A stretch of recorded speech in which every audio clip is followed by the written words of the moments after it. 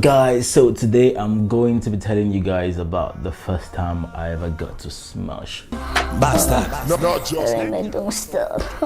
Deeper. What are you doing? Alright guys, let's get serious now. So today I'm going to be telling you guys a little bit about myself, as well as the first time I ever got to have sex. Yeah, so for those of you who don't know me, my name is Ereme Abraham and I'm from Edo State. I grew up with my parents in Port Harcourt, and after my dad's death, we moved on to Ibadan, where I lived with my grandmother. So a few years later, things got better and I had to go and live with my mom, and things were going on smoothly and fine till I had a stepdad.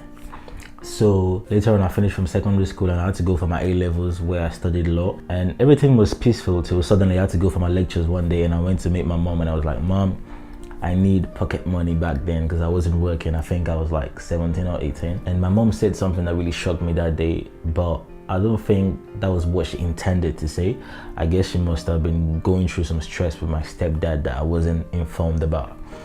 But it really got to me and I was really sad, and for some reason I left home that day. I took part of my savings and I went for my lectures. And this same night I was in bed trying to sleep before the next day's lecture, but I just couldn't sleep. I was really troubled. My chest was aching me so bad. I cried for a while and I couldn't hold it anymore. And later on that night, I tried taking a stroll to see if I could like ease the tension out, but it didn't work. So I had to come back and I stayed awake till around 4 a.m. in the morning. When I realized I couldn't sleep again, I just had to go and break my colo. It's like a piggy bank. So I took out the money I had there. I think I had about 760 thereabout. And I left the house and that was it. So I made my way through to Redeem Camp. For those of you who know where that is, along Lagos-Ibadan Expressway. And I slept on the ground there for a few days. After some time, I went searching for a job and I got employed as one of the teachers in a secondary school in Mowe-Ibafor. I want to mention the name of the school. I was teaching the students English language and I was trying to prepare them for their WAEC exams back then. So after some time, they couldn't afford to like pay all the teachers the full salary. So I had to leave the school because I had to like pay for my rent and stuff like that. After some time, I met a friend, his name is Adams, and we moved on for some youth conference in Winners Chapel, where Covenant University is. Later on, the conference was over and we had to stay behind. So basically, we used to sleep in some backhoe house like that. We cooked there and we go outside to bath in the bush because the security people around mustn't know that we were actually living there. And there was this security guy that saw us once and we begged him not to report us to anybody, and all of a sudden we became close. After some time, Adams moved on and I moved on as well. And while I was leaving home initially, I broke my SIM card and everything that had to do with contacting my family members because I just wanted to start everything afresh. So after some time, they were building a secondary school in Winners Chapel, and I had to go there to go and look for a job. I did a bit of bricklaying, I did concrete mixture, concrete, then I did a bit of filling, I did a bit of digging and stuff. So there was this day I was digging this hole where they had to do foundation for some parts of the building, and I got tired after some time and I slept in the hole, and I slept for 4 hours. And I woke up around 4 a.m. and my other colleagues had almost finished their own digging, and my other colleagues were hefty men, you know. These guys were into Igboro that time. Me, I was still like in Ajebota. So after doing that for a while, I moved on and I met a friend. His name is Kenneth Etim. He was a student of Covenant University, and later on things moved on and I applied for a job in Cafeteria 1. They rejected me, so I tried Cafeteria 2, which I finally got the job. I worked in Cafeteria 2. I sold drinks and I sold food sometimes.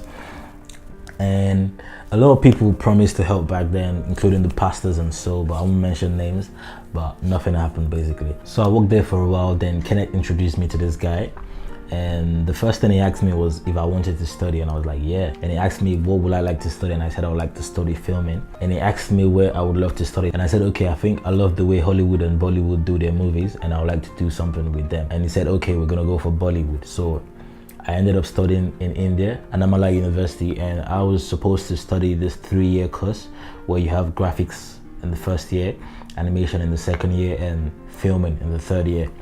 So I was in my first year and things were going on pretty well. So later on, about 2.5 years after, my aunt contacted me on Facebook and told me to reconcile with everybody. So I contacted everyone, including my mom, and everyone was at peace again. So I was studying there and my mom was also contributing to my studies as at then. Sometimes in between the second year of my study, I couldn't contact my mom for a few days. So later on, she contacted me and said, my stepdad seized the phones, and I was like, damn, why would he do something like that? So I had to like take the next flight, and I went back home in Nigeria because I was really mad about the situation. So when I went back home, I realized my stepdad had convinced my mom to sell our car and most of the property. So we were broke as fuck, like nothing.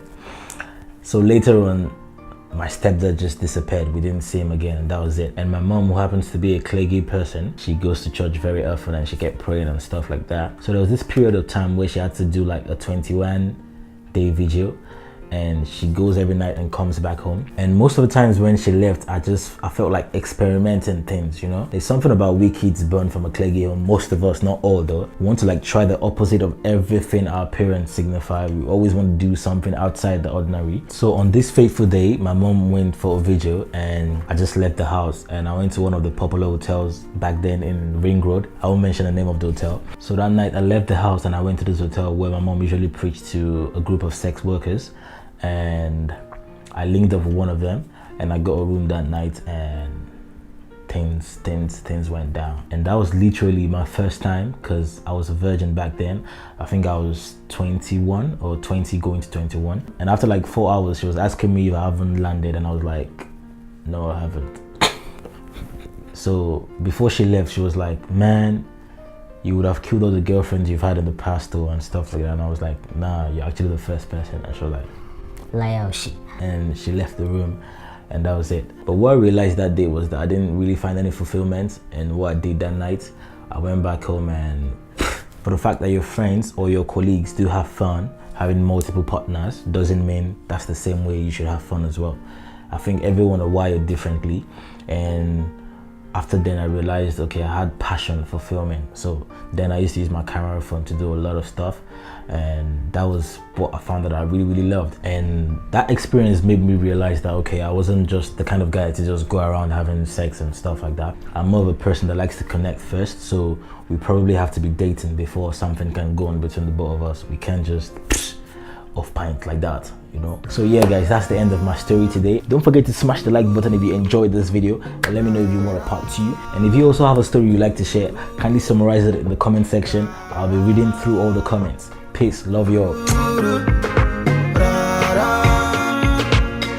She tell me that she never